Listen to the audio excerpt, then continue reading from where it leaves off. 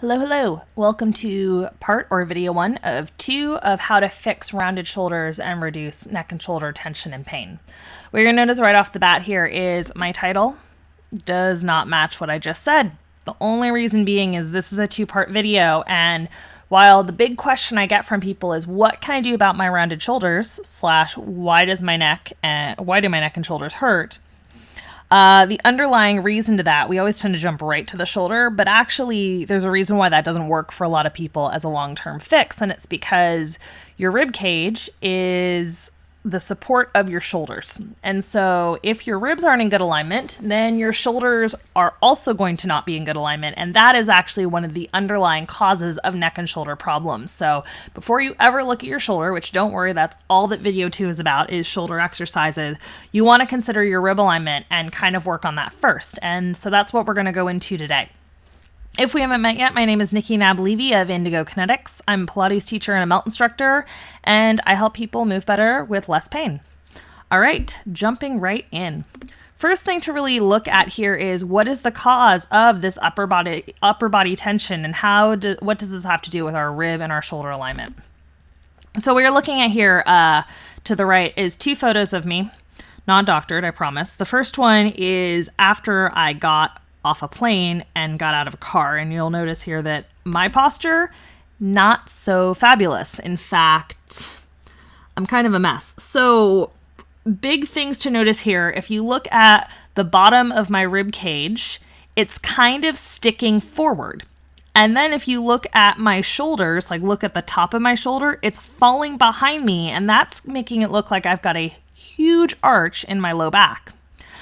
From there, here's what happens. So if my ribs drop forward and my shoulders kind of fall back behind me, I have to counterbalance. And that's actually what causes then my upper chest to drop and cave in forward, and that rounding in the shoulders and that forward head posture. Versus if you look at the picture of me on the right, you can tell I look a lot more stacked. So now my ribs are really on top of my hips, my shoulders are on top of my ribs, and my head is on top of my shoulders. And so what you're seeing there is a lot less strain through any one place, plus just better shoulder alignment. So just notice how just changing the ribs really changes the shoulder position. So after saying that, if you're smart, you're probably going, well, if your ribs are kind of flaring or coming way forward, just drop them. And actually, a lot of movement experts will say that, and I played with that for a long time. And in my case, and some of my clients' cases, it didn't work very well because it's not the problem. It actually gave me neck pain. And here's what I mean when I say it's not the problem. If you look at the photo here on the left, what you're going to notice is I look like I have a big old arch in my back. My ribs are, again, jutting forward. But this is hiding something. This is hiding the thing over here on the right that I'm doing, which is I've now dropped my ribs. I put them right on top of my pelvis. And what you're going to notice is I'm suddenly looking at the ground and my shoulders are rounding and caving forward. There's a reason for this.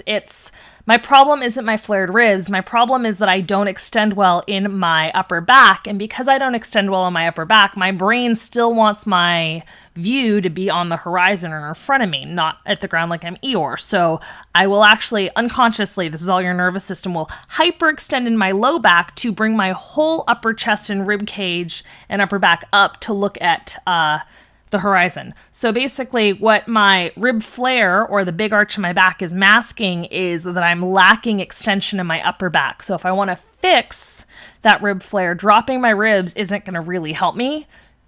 Improving mobility in my upper spine or creating more upper back extension will. So that's what we're going to cover in this video. Now we're just going to get right into the exercises. All right. Before we do that, just what you need, if you want to pause the video and grab these things, you need a foam roller or a ball. A slow-mo or a bender ball is great, something that's like 8 to 12 inches. A large bath towel and a light to medium TheraBand or resistance band, not a heavier resistance band. Okay, getting into it here. So first thing that you want to look at when you have kind of limited upper back extension, which because most of us sit and we don't extend, That's pretty much 99% of us, I find. So you might think we'll just add extension, which is great, except most of us are so good at hyperextending or overextending in our lower back that if you try to extend in your upper back, it doesn't happen, right? You're already stuck there. So kind of a fun fact is if you mobilize the stuck areas in different directions or different planes of motion, that will help your upper back extension. So here we're going to use rotation as a back door to get back some of our upper back extension. Our nervous system is smart. So when you mobilize the spine in one direction, it figures itself out in the other planes of motion. So this move's called a book opener. You set it up by bending your knees in towards your chest and at about 90-degree angle. And then you want one arm in front of the other. You take your top arm up towards the ceiling, then you rotate your whole body back, letting your head follow. And then you bring your arms forward. I'm just trying that a couple times. So you're really letting your chest lead the way and the arm is coming along for the ride. Notice the hips aren't moving much. Mine moved a little too much there. So these are all ones with good form. Here's what you do not want to do. You do not want to let your arm lead and fall way behind you and then let your chest go last. So if your hand is touching the ground, you've probably overextended here in your shoulder. You haven't really moved your ribs. So that's the main thing. Just be mindful that you let your chest lead the way and the arm comes along for the ride. Alrighty, step 2. Once you've done that, you want to find that passive extension. And a really nice way to do this is to just add a prop. A half roller works well, or a towel folded into 8s, which I'll show you here. So if you just kind of roll up your towel, you fold it on over, stick it horizontally. What is that, hot dog style? Can't talk tonight. Behind you, and then you're going to put it kind of at the middle to bottom third of your shoulder blades, and then extend back over it, letting your arms come overhead if that feels okay. Other main points here, you're going to notice my lower back is a little bit curled under. That's on purpose. I want to stabilize my lower back, and I'm trying to create, you'll see this nice opening and extension in the upper chest. That's what you're looking for, along with a slight lift of the chin. So your chin isn't ducking down, but you're also not letting your head fall way back like it's a CPR experience. So you just want a slight extension through the upper back and the neck, with the pelvis fairly stable. And I would wait there and breathe for 30 seconds to a minute. I'd try that a few times over the course of a couple weeks. But if everything felt good, you can stay in this position for 3 to 5 minutes. But don't overdo it. First time out the gate, try 1 minute for a week or 2 before you kind of get too excited. Because you can also overmobilize things, which also doesn't feel good. So less is more. So once you've added that passive extension in your upper back, you then want to add some motion with it, which is moving from passive extension to active flexion. So this allows you to find that extension that you need in your upper back and find that connection in your core or your oblique muscles to hold your ribs on top of your pelvis, creating better shoulder alignment. So to do this, you're going to try rib curling. So you curl forward, you lift your butt a little off, tuck your booty under, so decrease that low back curve, then come back down. And then you start to lean back, and what you'll notice is I'm keeping my ribs fairly still. They're not flaring too much, and I'm not yanking on my neck. So you're really, again, just isolating that upper back and then keeping your head in line with your shoulders when you curl forward.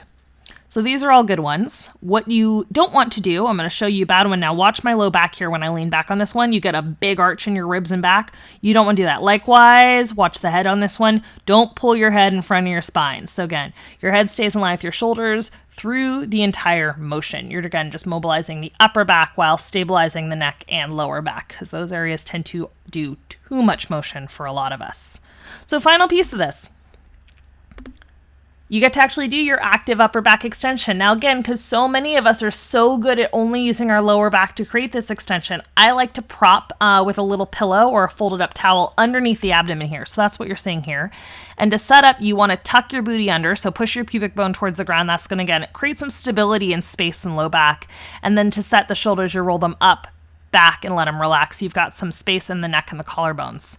Actual motion here, you're going to send your chest forward to come up. The head lifts slightly at the end. So again, creating a nice lengthened, even curve through your whole spine. What you do not want to do is let your head lead or create a whole bunch of arching here. So again, chest goes forward to come up. And that's it. So up next, how to build strong pain-free shoulders. So step 2 or video 2 is all about shoulder alignment. So please go ahead and check it out. There should be a link right by this video to see it. And if you found this helpful, please feel free to, or I'd greatly appreciate it if you shared this on social media. I'm at Indigo Kinetics if you want to come say hi or ask me any questions on Facebook, Instagram, YouTube, Twitter, pretty much everything. Okay, I'll talk to you guys soon. Bye.